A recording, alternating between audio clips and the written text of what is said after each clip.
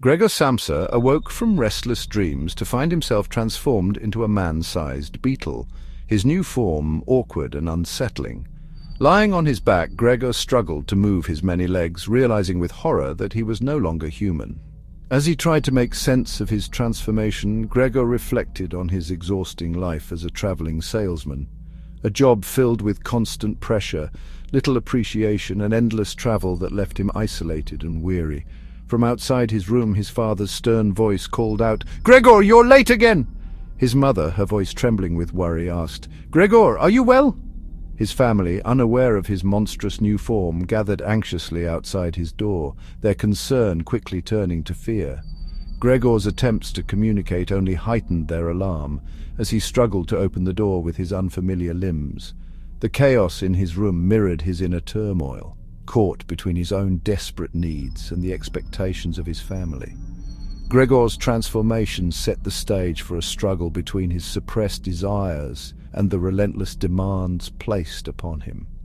As the morning unfolded, the room's condition worsened, reflecting the growing tension and confusion within the Samsa household.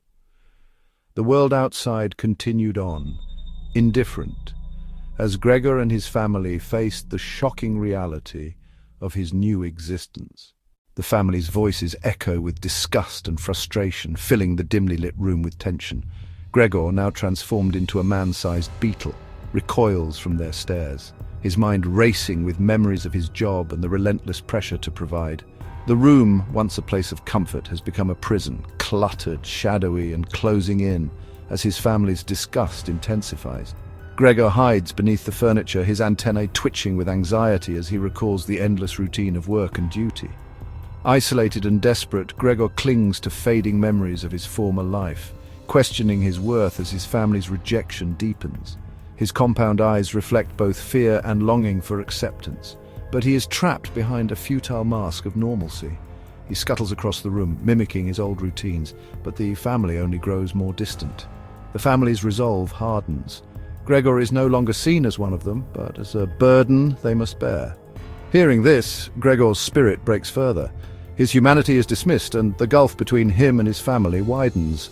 The room falls into disarray, mirroring Gregor's deteriorating condition and the family's neglect. Starved of compassion, Gregor grows weaker, his movements sluggish, his memories of work and family fading.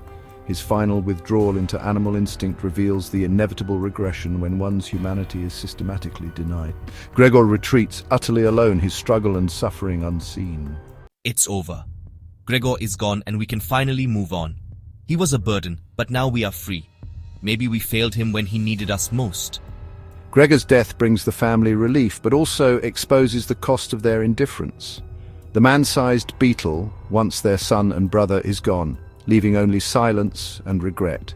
In the end, Kafka reminds us, when we neglect empathy and fail to see the humanity in others, we risk losing our own.